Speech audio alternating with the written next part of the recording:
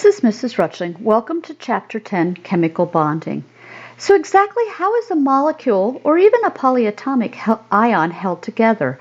Why are molecules not flat? Why do we have these weird angles? Can we predict the structure? And is that structure related to the molecule's chemical or physical properties? These are all questions we're going to look at in this chapter. Lewis structures are diagrams that show our valence electrons. If we have oxygen, we have 6 valence electrons, and those valence electrons are shown as dots around the symbol. They're also known as Lewis dot or electron dot diagrams. There's a maximum of 2 dots or 2 electrons per side. It's really not critical where you start with the electrons. However, your mastering chemistry wants you to do them in this order, 1 on each side. So lithium has 1, here we have beryllium, boron has 3 around it, then carbon. Only when we get to 5 do we start to double up, similar to Hund's rule. It's important to follow that convention when you're doing the homework. Looking at ions, we know that electrons are gained or lost. Those electrons are added and removed from the highest energy level, not just the highest orbital, but the highest energy level. So we are talking about the valence electrons. Sodium will lose an electron to become an ion. When that electron is lost, it will have an electron configuration similar to neon, which is more stable. Magnesium will lose 2 electrons, lose its s orbital, again have the noble gas configuration of neon. Likewise, aluminum will lose 3, so it has lost 1 in the p, 1 in the s orbital, then is this stable configuration. Oxygen, on the other hand, has a high electronegativity, so it is going to gain 2 electrons, and so we add those in the outermost orbital, and again we have a stable configuration. Likewise, fluorine is going to gain an electron. We add it to the 2p orbital, and it gains a noble gas configuration. Writing the calcium atom electron configuration, we've removed the 4s, those 2 electrons, and we're left with a full octet. Our s and our p orbitals are filled. Try the bromine atom and the bromide ion configuration. We have added to the 4p, that allows the 4s to be completely filled and the 4p to be completely filled, which is more stable. Pause the video and try the 10 electron noble gas configuration for the atom and the +2 ion. If we look at our atom, we have 2 electrons in the 5s2 and 2 in the 5p. For the 10-2 ion, we have lost the 5p orbital, and that is more stable. However, 10 can also form a 4+ ion, and in that case it's losing the s orbitals. Notice that it's losing the valence electrons, not from the highest orbital, not the highest energy orbital, but the valence electrons. It's always the highest energy level. Pause the video and give these electron configurations a try. Compare your answers to mine, and if you have questions, please bring those to class. Writing Lewis dot diagrams of monoatomic ions, we have to either add or subtract. Looking at fluorine, it has 8 electrons, and so it would be easy to confuse that with neon. We show that this is an ion by putting the brackets around it and using the superscript to show the charge. If it would be a 2 negative charge, we would write 2 negative. In the case of metals, they are losing electrons, and so we show that a mistake wasn't made, that we are removing valence electrons, so the positive charge is shown here outside of the brackets. Again, if it was a 2+, then we would put 2+ here instead of just the plus sign. There are 3 different types of bonds. Ionic, where we have the electrostatic charge between the ions because of a transfer of electrons.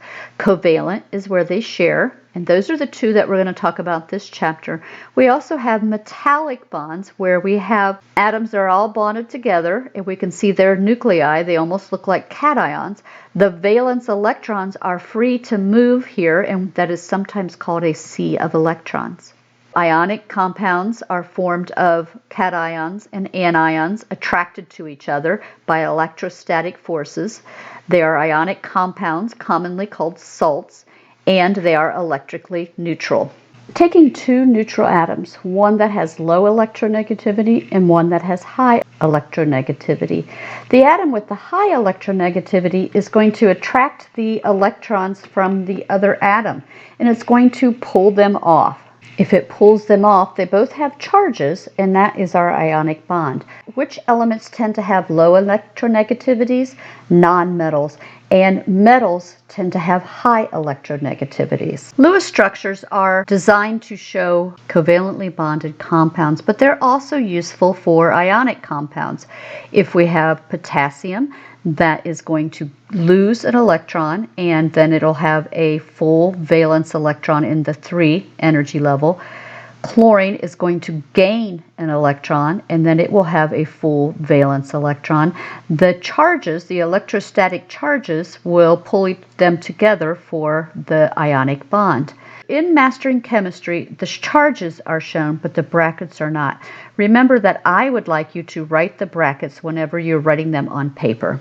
Nonmetals share, and that is a covalent bond, and these are molecular compounds or molecular molecules. Electron sharing occurs so that atoms can get a noble gas electron configuration. This is more stable. Both atoms that are sharing use the shared electrons to get the noble gas configuration.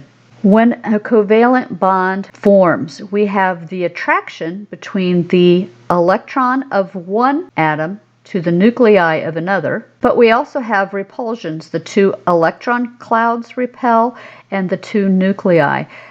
These forces are going to cancel out to form the covalent bond at the length where the potential energy of these 2 atoms is at a minimum.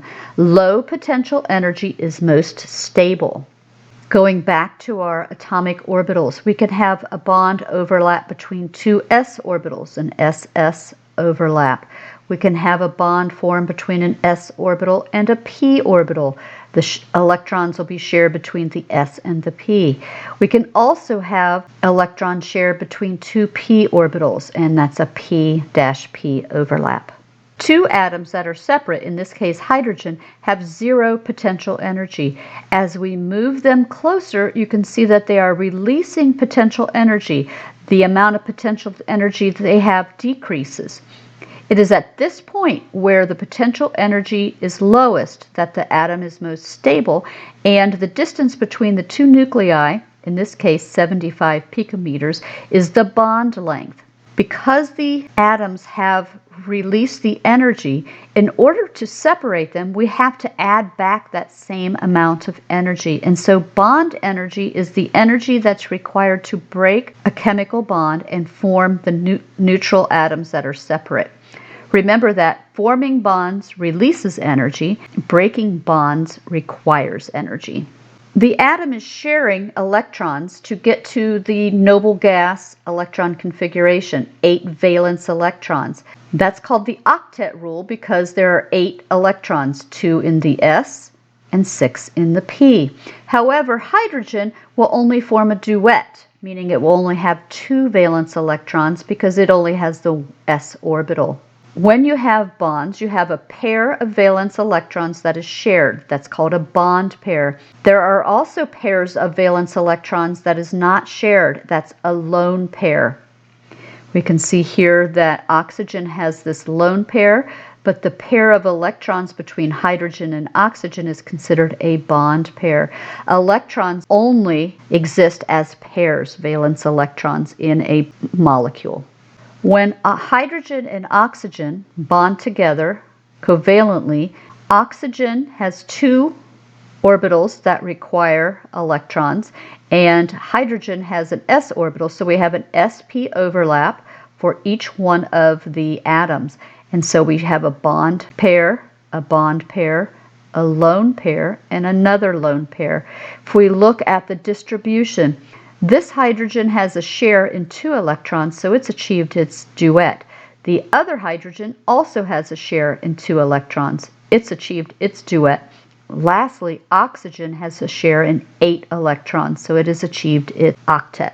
This theory explains why the halogens are going to form diatomic molecules. Chlorine atoms have 7 valence electrons. If they share, then they both achieve the octet, and we can show this with the bond pair here. Or sometimes we use a line to represent the electron pair, the bond pair.